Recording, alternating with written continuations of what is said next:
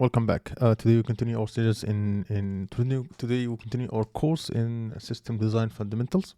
Today we will talk about the CDN, and a CDN is short for a content delivery network, and it is a distributed network of servers strategically located around the world with the primary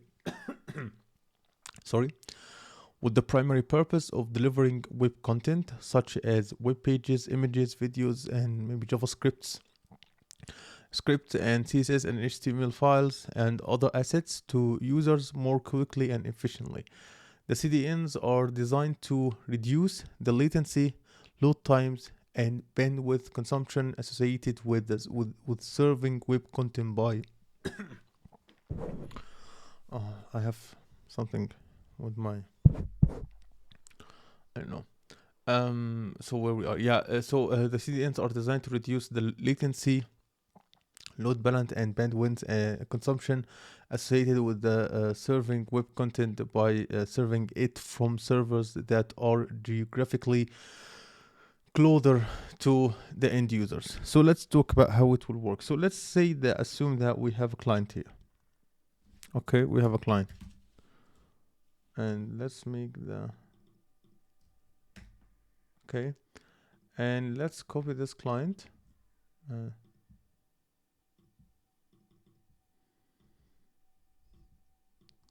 Let's copy this client and let's say that we have like an image.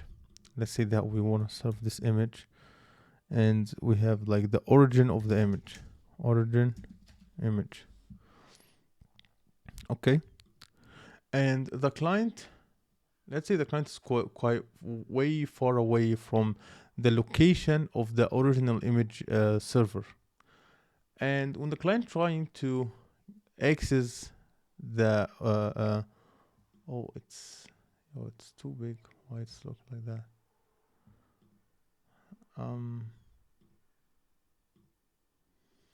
When the client trying to access the image location, and it will send it back to it.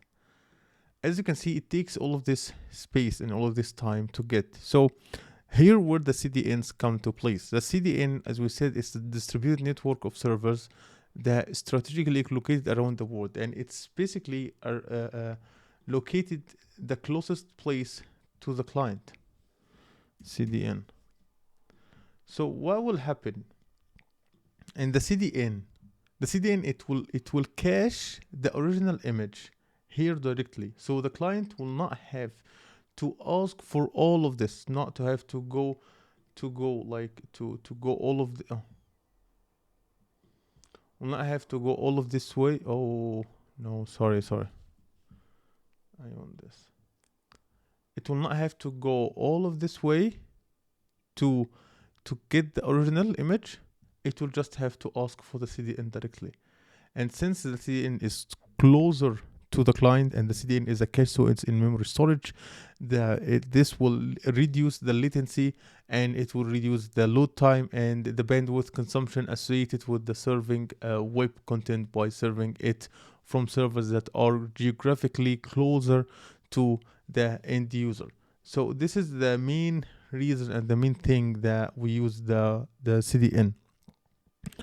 So in how it works, actually, let's just see how it will work. So basically, let's delete all of that.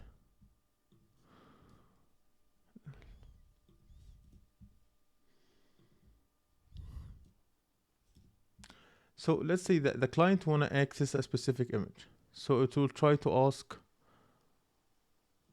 the CDN first. Okay, if the CDN have the image, it will return it back. If the CDN does not have the image, it will try to access it from the original image. When the original image get the response, it will send it to the CDN. When the CDN got the response, it will send it back to the actual client, and this is how it works. So also the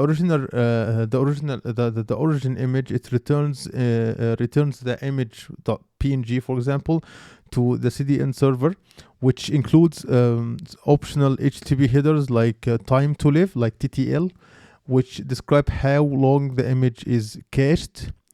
The CDN catches the images and returns it to the user, and after that the images remain in the cache. So basically, if we have an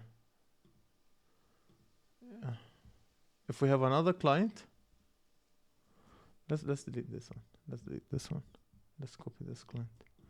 If we have another client, let's call it client 2, and the client 2 want to access this original image, the client 2 will have to ask for the CDN directly to get the image from it, and not have to go to the original image because the image has been cached in the CDN.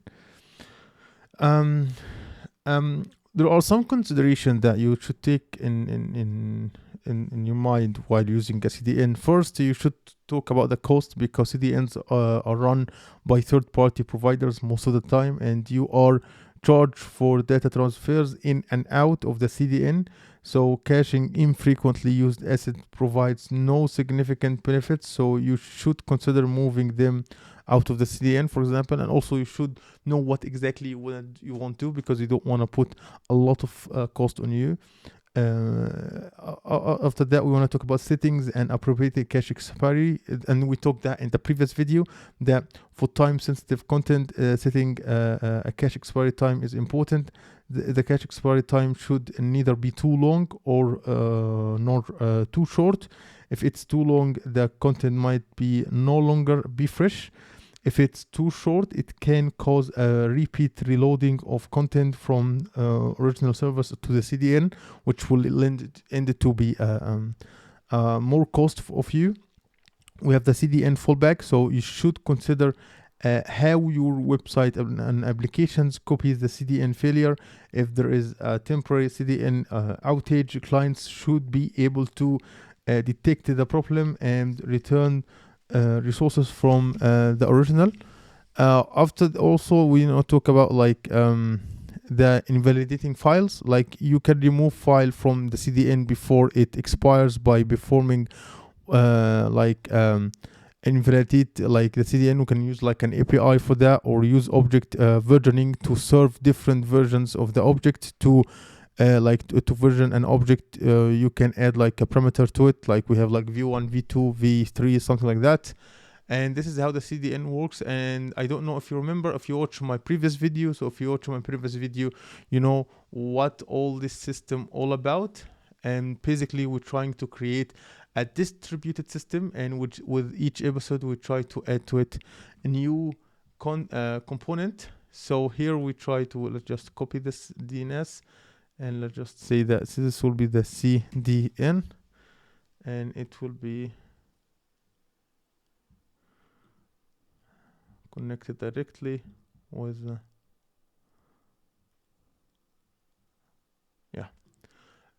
so basically, if you watch the previous video, you'll know everything here. If you don't watch it, I'll just try to make a quick review of what we are doing right now. So the user try to get the IP address of the load balancer from the DNS, from the domain name system. Once the domain system sends the IP address to the load balancer will try to get, for example, will try